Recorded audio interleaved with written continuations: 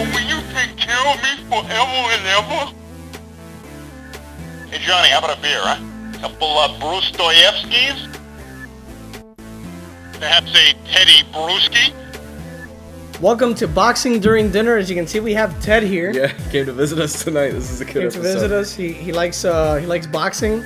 Turns out he was a big Seth Mitchell fan, so he's a little disappointed today. Yeah, he is. Come here, you bastard! Yeah, we're gonna put Ted away for now. We're gonna talk about the Adrien Broner fight, David, which was this past weekend. You mentioned Seth Mitchell, which we'll get to in a couple minutes. But Adrien Broner, before this fight, David, I went on Twitter and not to sound like I'm a freaking badass and I predicted this and this and this, because as my Boxing During Dinner fans know, I've been wrong time and time again, especially with Amir Khan. But a lot of people thought it was going to be a tough fight.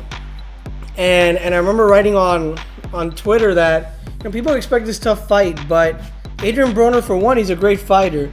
And two, this is the same Antonio Demarco, which was dominated for most of his fight against Jorge Linares. Linares was pitching a shutout against him. Of course, Kieran Mulvaney, who's another great mind and thought alike, said, I totally agree with you. And he actually wrote an article talking about this matter. Why so many people were I don't know if the proper word is fooled, but I guess fooled by Antonio DeMarco's skills against a fighter like Adrien Broner. But Adrien Broner showed why he's one of the best fighters in boxing, David. And earlier when we were talking, you were impressed with the technique he used in this fight. Yeah, I think that's what stuck to me most. People want to talk about the skills. The argument was never whether or not Broner had more skills than DeMarco or not. It was if he could withstand the pressure of DeMarco. That's what people thought might be the undoing, because they didn't feel like Broner had really been tested.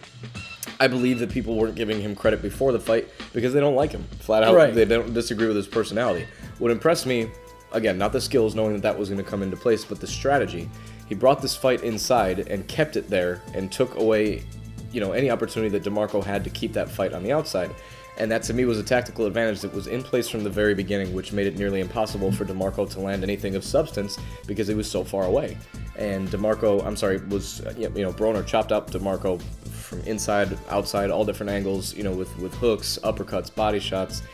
I think he could have gotten him out of there sooner with even more body punching, but to me, Absolutely. He had a really good balance between the two, and it was a complete performance from Broner. Right, and I didn't expect. I expected a great performance from him, but I didn't expect him to engage in that like phone booth type battle, right. Which he did. He was fighting up close and unleashing some massive shots. That last uppercut that did in DeMarco for good was one of the nicer punches that I've seen thrown this year.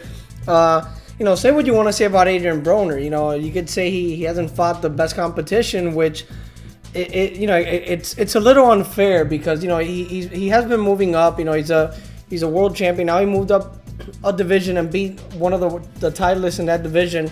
The kid's strong. He hits hard. He's fast. He's flashy. He's a villain. He's the type of guy that you want to root against. If you're if you don't like that sort of fighter like a Floyd Mayweather, a trash talker. But the guy gets it done. You can't hate on natural talent, and this kid has it all. And he proved against DeMarco that he belongs with the top fighters in boxing. And to me, sky's the limit. I'm excited about the future of an Adrien Broner, because from 135 to 140, there's tons of people he could fight. It seems to me that there's a trend for talent to arrive in those weight classes. And maybe this is more of a product of the last 5 to 10 years of boxing, where that seems to be where tons of talent continues to hang out, if you will. So middleweight to heavyweight is, constantly in flux, but 135 really to 54, you can argue, has had a range of very good talent for several years now. So I do believe that there are a lot of good fights to be made. There are a lot of young fighters still at 140 to 147, who I think Broner has a stocky frame that allows him an opportunity to fight at those weight classes. And these freakishly long arms. Yeah, he's got a pretty good reach for a guy his size. The sky really is the limit for him. He fought, a smart fight, and I personally, don't expect this to happen anytime soon. Gamboa's never fought at 135, but I immediately thought, because of the Rios fight that should have been made at 135, Gamboa versus Broner to me is a dream match at this Yeah, point. that's the fight I want to watch. I want to see Gamboa fight Adrien Broner. It's two highly skilled fighters in the prime of their career going up against each other. And if there's one thing to learn, it's the lesson of Pacquiao and Mayweather. Don't let it marinate. Don't let these differences get in the way, because then years from now we're gonna be calling for this fight when they're both old. Like Mayweather and Pacquiao now. It's like, sure, we still want to watch it, but does this have the same luster as it did a few years ago? No. And those are the things that bother me about boxing. I'm a huge boxing fan. I love the sport. I cover the sport, but sometimes the sport pisses me off, and it's because of stuff like that. Get these fights done. I'd like to see Gamboa and Broner. I'd like to see even Rios against Broner. Yeah. There's tons of fight that could happen. And one fight that's not going to happen is Seth Mitchell against Vladimir Klitschko or Vitaly Klitschko. Seth Mitchell exposed by Jonathan Banks. And this is a fight that I had a feeling something was going to give, because Jonathan Banks is a hard puncher. I mean, he's one of the harder punchers in the division, even though not many people talk about him. The reason he's not one of the top heavyweights is because he has no chin. Seth Mitchell could have taken him out in the first round. He hurt him a couple times, but once Banks landed, it was over. It was over. Seth Mitchell, I don't think should hang his head low. He's a skilled guy and hasn't fought all that long. But I think it's a great win for Jonathan Banks, because one, he himself said a lot of people were sleeping on him. This victory was not a surprise to him, and he felt like he had trained well for this fight. In addition to the fact that he just trained Vladimir Klitschko in the light of Emmanuel Stewart's death, and Jonathan Banks was kind of a right-hand man to Emmanuel Stewart, so it's one of those feel-good stories from the weekend too. I mean, you never want to see Seth Mitchell, the rising prospect, lose, because I feel like he's one of the good guys in the sport. But Jonathan Banks, power to him. I mean, he brought everything he needed to and closed the show in the second round and looked good for that round in doing it. But this just proves that there's no American heavyweights, and Not until further notice, the heavyweight division, to me, it's really a non-factor. Yep. Other than the Klitschkos. But what is a factor, like as you said, was that 135 to 154 division. And one of the, I guess, revelations of this past weekend was Angelo Santana. I know he was a great fighter, but we've been seeing him here locally for a while, David. The national audience got a chance to see him. We were over at Gulfstream in Hallandale Beach here in Florida, and this is the report we prepared for you. We were a bit quiet because there was people writing on deadline around us. We're not quiet here, but here's the report we prepared for you guys. Boxing during dinner here at the Don King card in South Florida, and we're speaking low because the media is working right now. If Alex wants to pan the camera, there's media members there working. We don't want to bother them. But David, what a performance by Angelo Santana. It's very rare that you leave a boxing fight and you're so impressed with the performance. I can't wait to get home and watch it because I was DVRing it. And this is one of those performances. Angelo Santana, great knockout. He showed why he's a superstar in the making in the boxing world. And you know what? I'm glad that Gus Johnson wasn't calling this fight, because he would have shouted, wow, his head would have exploded. There would have been brains all over the place. It would not have been pretty. Well, his opponent's brains were nearly all over the place with that knockout at the end of the fight. I mean, Santana is as good as billed. I believe it. And, we try not to be subjects of hyperbole by overstating how good fighters are, but Santana is the real deal. I mean, he's firepower from bell to bell. He fought this fight maybe at his opponent's pace, but in the second round, got that first knockdown, and third round comes and delivers that punishing knockout at the end of it. And I'm sorry, Stamp Santana. I mean, I don't know if he stays at 135. Had trouble making weight here, but with that frame, 135 to 140, he's a force. I mean, you can mention any name and he belongs. Yeah, I think he'll stay at 135, but this was a big step up for Santana, because Johnny Garcia is a good fighter. Tall, lanky, had a good jab. He just beat Yordenis Ugas, who has been on Boxing During Dinner before. Yeah. Very good fighter, a bronze medalist at the Olympics, and he was a really good test for Santana, and he passed this with flying colors. I mean, he aced this freaking test. Yeah, beautifully. In fact, we had a chance to speak to him post-fight, and I think now's a better time than any to go and hear what Angelo Santana had to say after his victory. En esta pelea, ¿qué pasó en esta noche? No, estoy muy contento por esta oportunidad que me ha dado Don King, que me ha dado Showtime. Nada, salimos a ganar la victoria, salí un poco nervioso, tú sabes cómo es cuando te dan una oportunidad y uno tiene el hambre de ganar y hacer lo que pasó, pero bueno, salimos con la victoria, gracias a Dios, y lo primero que todo que tengo es el corazón dispuesto a morir arriba del ring. ¿Y qué pasó? ¿Qué más? No, contento por el Nagado y contento por todos los que están aquí apoyándome. Estoy súper contento por eso, porque todo el mundo está conmigo. No, Sangritoa, que todo el mundo está... gracias. Estoy muy contento porque todo el mundo está aquí apoyando. Y próximo. No, bueno, ahora vamos a esperar ahora a que Don Kim me diga la próxima pelea y ya mantenernos en el gimnasio otra vez. A que me dé otra oportunidad. Muy bien. Hasta que no logremos ser campeón mundial no vamos a parar. Yeah, that was Angelo Santana after his win, David, and he's a good kid. He brought his girlfriend from Cuba. They came together to this country, making life together. Learning the language, and I mean, this kid, you want to see him succeed. He's a good fighter, southpaw, exciting, and now the boxing world was able to see him. But also on this card was Joey Hernandez, David, and Joey, who's been on our show multiple times. I think it was one of his better performances because he was unloading, some quick lefts. Was able to hurt Winchester. I would have liked to have seen him go to the body more. I think he would have stopped him. Winchester was dead tired halfway through that fight. He would have stopped him easily if he would have gone more to the body. And a lot of times, Joey kind of throws some shots, hurts his opponent, and then he would kind of lunge forward and hold him.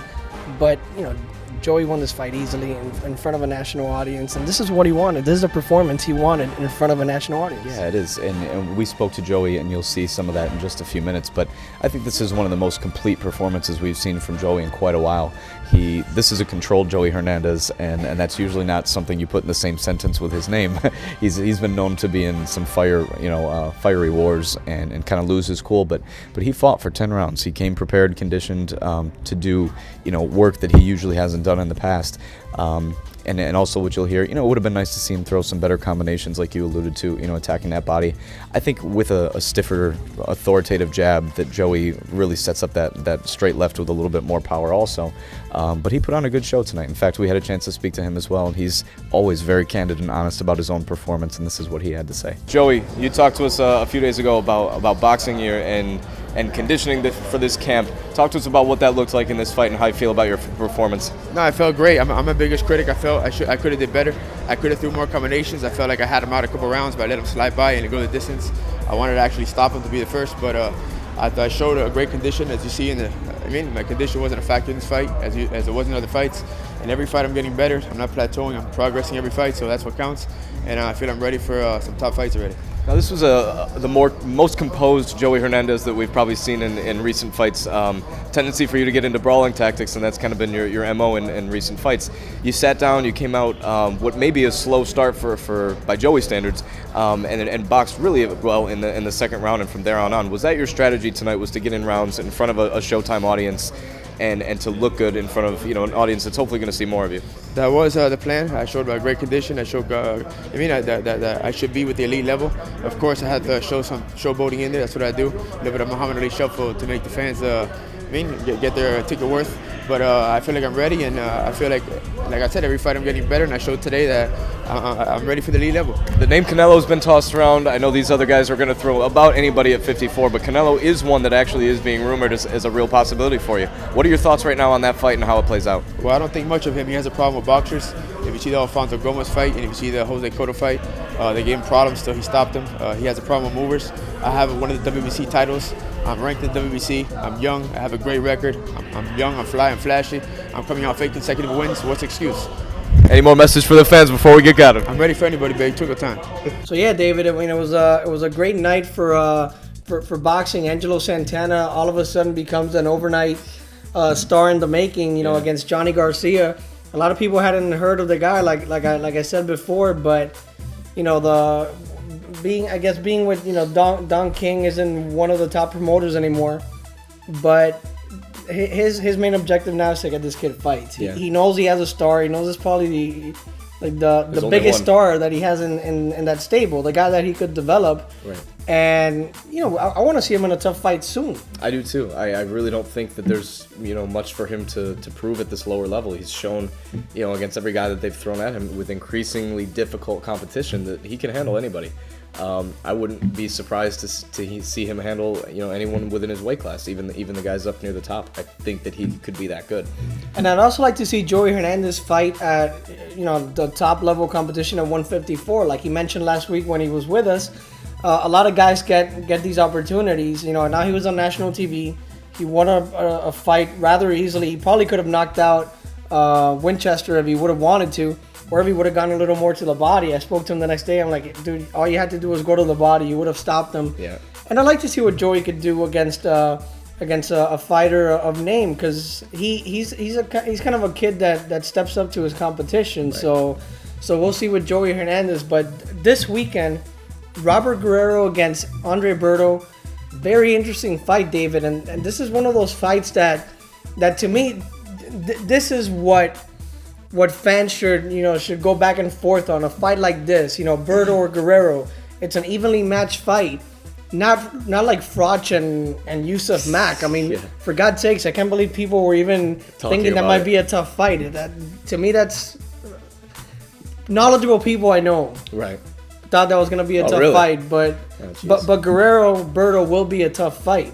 Who do you like? Yeah, we talked about this before. I want to first give credit to Andre Berto for the path that he has taken. Now, granted, the whole steroids thing kind of was his bump in the road, but he fought Victor Ortiz when I don't think he had to. A guy who's known as a puncher and everything, loses that fight, comes back, wins a title, relinquishes it for a chance to fight Ortiz again, gets shelved, and then takes this fight against Guerrero, who I think is, a no-win situation for him in a lot of ways. Now, granted, he becomes, number one at the WBC should he win the fight and wins some sort of a paper title version of it, but I think this is a really tough fight for both of these guys, and kudos to to Guerrero obviously for taking it as well. But my pick in this fight, and I say this was with much hesitation, I could much as well flip a coin and get a different answer, but I think this is the most skilled fighter that Berto has fought in a long time, and I believe that Guerrero has maybe even more skills than Victor Ortiz. I don't know that he's the puncher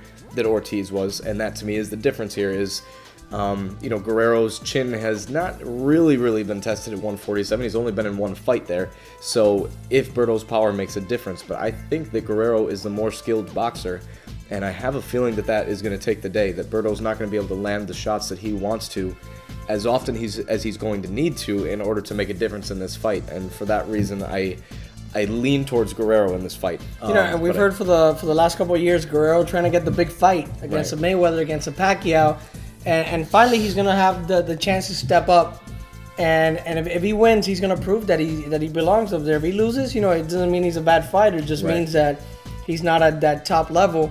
And also on the same night, Ricky Hatton returns. He returns, and the last time we saw Ricky Hatton, he was snorting 8 lines of cocaine. And the last time we saw him before that, he was passed out in the middle of the ring in Las Vegas. And now he's back, and it's exciting because he brings something to the sport that not a lot of people bring, which is the rowdy fans, the rowdy British hooligans and stuff, and it's fun. I mean that Ricky Hatton atmosphere at fights is fun. You like to see that soccer type atmosphere, and Ricky Hatton's an exciting fighter to watch, and he immediately goes into a tough fight. Fight one. Yeah, against Sinchenko, who up until a fight ago was a world champion at his weight class. Hatton hasn't been in the ring in 3.5 years and comes in to fight a guy like that. That to me is a really big statement. He himself said he doesn't intend to come in and just, make money and earn off of his name. He wants to prove that he belongs. And should he win this fight, I think it's almost a guarantee that within a few weeks we hear talks about a fight between him and Paulie Malignaggi for the WBA belt at 147 pounds. I don't know what to expect with Hatton, and I don't know that anybody else is telling the truth if they say that they do. Hatton's been out for 3.5 years. He's always had trouble with speedsters, and that's not what he's going to encounter with Sinchenko. And he likes food. And he likes food, and he likes cocaine, but it doesn't seem that any of those things will be in the ring when he gets in there. He's not facing a speedster. No food that I'm aware of will be served during the bout. No more cocaine. And no cocaine. So is this a winnable fight for Hatton? Well, yeah, it could be, and it should be. But 3.5 years out of the ring is going to do a lot to just about anybody, regardless of how skilled you were. It will be, an interesting fight, a real measuring stick, I think, against a guy like Sinchenko. And I'm just happy to see Hatton recapping, bringing his life back, to a good spot. Yeah, and it's a good it's a good situation to cheer for. Hatton fighting those demons, the drug addiction, the drinking, the heavy eating, and he even said that he thought about committing suicide a few times. Yeah. So to have him back in shape, back in the ring, is something good for him, something good for boxing. That's it for Boxing During Dinner. a lot in this show. You know, we recapped those live fights. We also talked about that Guerrero-Berto fight. I didn't say my pick. I'm probably picking Guerrero in a very, very tough and close fight. We'll see what happens. Oh, and in the meantime, happy Thanksgiving. We'll see you guys next week. Right, happy Thanksgiving.